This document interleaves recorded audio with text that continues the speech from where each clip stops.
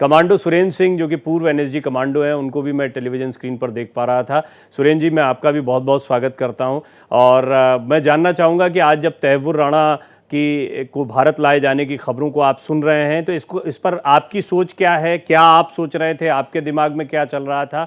और उस खतरनाक रात की क्या यादें आपके जहन में आज भी ताज़ा हैं? ये देश के लिए बहुत बड़ी जो ना उपलब्धि है कि एक आतंकवादी जो मास्टरमाइंड था, जिसने पूरा रेकी किया, जिसने पूरा प्लानिंग किया, उसको जो ना अमेरिका से लेके आना, ये देश के प्रधानमंत्री नरेंद्र भाई मोदी जी और देश के गृह मंत्री जी और तमाम मीडिया को भी इसका श्रेय जाता है।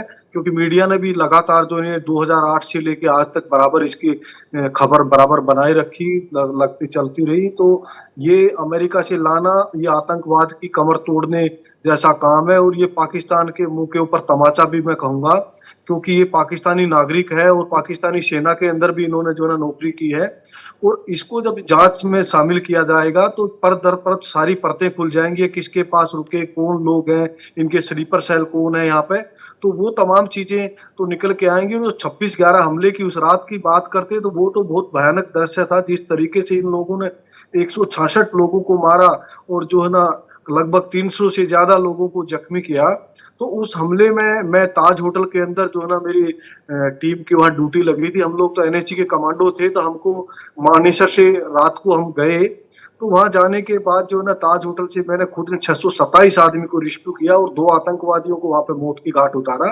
तो उसमें लगातार लोगों को रिस्क्यू करना, एक के बाद एक को निकालना कमरों से, तो बहुत बड़ा चुनौती भरा काम था। बीच में जो ना आतंकवादी जो ना हमला करके फायरिंग करके एक जगह से दूसरी जगह भाग रहे थे। तो भागते भागते पहले न्यूट्रंट ताज को हमने क्लियर किया, उसके बाद ओल्ड ताज को क्लियर करना शुरू किया, उसका 7वीं मंजिल 6ठी मंजिल किया। बीच बीच में हमारे पास फोन लगातार बाहर से आ रहे थे, तो बाहर से हमारे अधिकारी हमको आदेश दे रहे थे कि यहाँ फलाना गेस्ट रुका हुआ है, उसमें फलाना वीआईपी है, तो रूम इस तरीके से निकाला जा रहा था। तो फिर वो अटैक होने के साथ साथ जो ना ये कार्रवाई होते होते पाकिस्तान से फोन आता है, एक महिला फोन करती है। तो वो महिला का फोन वो रोने लगती है और कहती है कि हमें बचाओ, हम 20-30 आदमी एक जगह हमें बंदी बना रखा है, हमको मार रहे हैं। तो बाहर से हम लोगों को बताया कि आप लोग जो है ना फलाना नंबर रूम से 200 कुछ नंबर रूम था, वहां से निकालिए।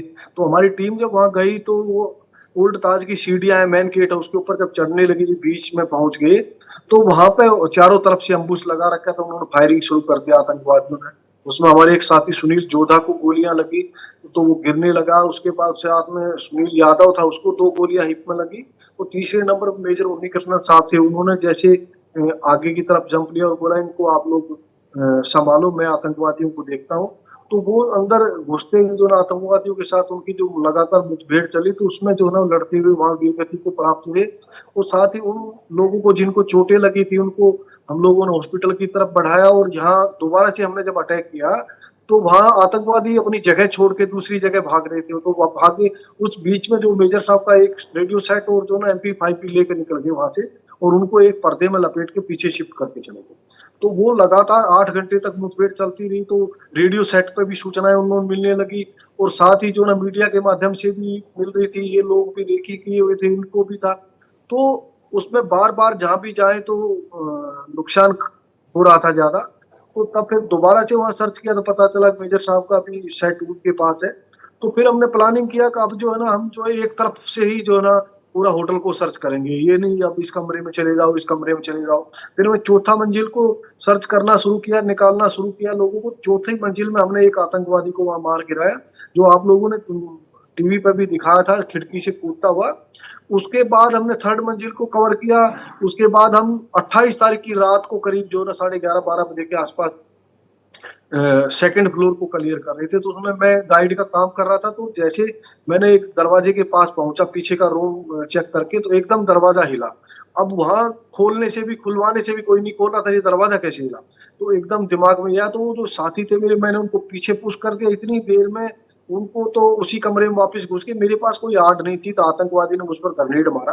ग्रेनेड फेंका तो मैं बरामदे से जो है ना नीचे जंप करता, नीचे जंप करते ही मैं नीचे गिरा। ग्रेनेड ऊपर 2nd फ्लोर पर ही फटा। तो नीचे आने के बाद मैं नीचे घुसा तो बार था, उस बार में मैं घुसा। बार में जैसे मैं घुसा तो हमारी टीम ने उन आतंकवादी जहां थे वहां पे अटैक कर दिया। अटैक, क्योंकि हम लोग डिफेंसिव फोर्स नहीं है, एनएसजी जो है ऑफेंसिव फोर्स है। तो जैसे ही अटैक मारा तो वो सीढ़ियों से उसी बार में वहां सीढ़ियां लग बनी हुई थी, वो सीढ़ियों से नीचे उतरने लगे। तो मैं अंदर की तरफ था, सीढ़ियां गेट के पास थी, तो वहां मैंने सीढ़ियों में फायरिंग शुरू कर दिया। ऊपर से मेरे साथियों ने फायरिंग कर दिया, तो एक आतंकवादी को हमने वहां मार गिराया और दो आतंकवादी उस बार के पीछे और सीढ़ियों के नीचे पोजीशन लेके बैठे। तो लगातार 1.5 घंटे तक मेरी और आतंकवादियों की फायरिंग चलती रही। उन्होंने मुझ पर ग्रेनेड मारे, मैंने उनके ऊपर ग्रेनेड मारे और फायरिंग भी करते रहे। तो मैंने लगातार, जब इतना फायरिंग होने के बाद मेरे मन में एक संख्या आई कि भाई एक टाइम ऐसा होगा गोली खत्म हो जाएगी, बाहर निकलने का मेरा कोई व्यवस्था नहीं है। तो मैंने एक ग्रेनेड अपने पास रख लिया कि ग्रेनेड की पिन खोल दूंगा और आतंकवादियों को भी मार दूंगा और खुद भी मर जाऊंगा। तो इसी बीच में 10-15 मिनट बाद मेरे साथियों ने पीछे से दीवार तोड़कर मुझे वहां से निकाला और दूसरे साथियों ने वहां पोजीशन ले लिया। जब मैं बाहर निकला पूरा एकदम जख्मी हालत में था, तो मुझे एक इंजेक्शन लगाया और हमारे जो आईजी ऑपरेशन थे उन्होंने मोटिवेट किया और बताया अगर इसमें जो दोबारा से आपने एंट्री करनी पड़ेगी, आतंकवादियों को तो चारों तरफ से इनको घेर रखा, भागने की तो जगह है नहीं, पर अंदर जो सिचुएशन है, जो हालात है, वो आपको पता है, आप 1.5 घंटा इसके अंदर रहे हैं। दूसरा कमांडो अगर इसके अंदर एंट्री करेंगे तो जो गाइड होगा उसको नुकसान झेलना पड़ेगा, हमको कैजुअलिटी उठानी पड़ेगी।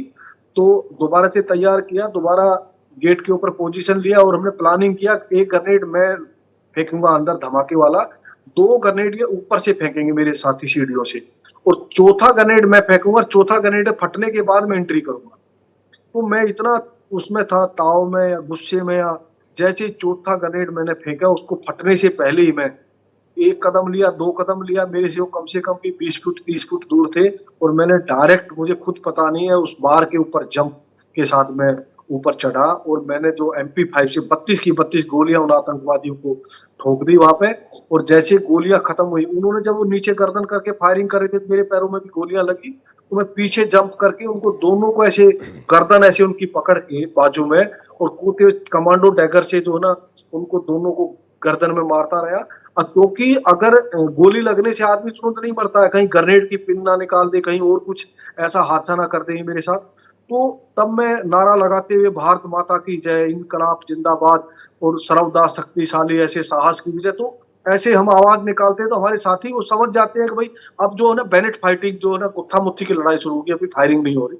तो वो चार मेरे कमांडो जो गेट के खड़े थे, वो भी उस दौरान फिर सेकंडों में टूट पड़े, और उनको हमने वहीं बिल्कुल दबोच के, और वो खत्म तो हो ही चुके थे, इतनी गोलियां लगी उनको, और बिल्कुल पास से। तो फिर मुझे उसके बाद जो है ना हॉस्पिटल में ले जाया गया, वहां मेरा इलाज चला, मुंबई चला, फिर दिल्ली में इलाज चला।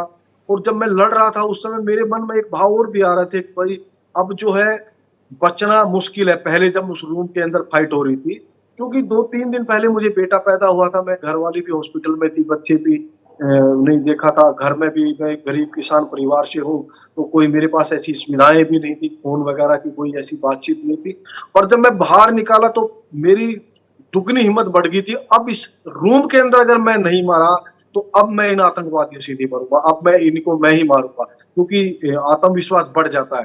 क्योंकि वो जो पल थे, 1.5 घंटे का जो समय जो मैंने उनके साथ में निकाला, उनको भी बार बार वो सरेंडर करने के लिए तौबा अल्लाह हमें माफ करो ये बातें करते रहे, पर मैं भी ऐसी पोजीशन में था।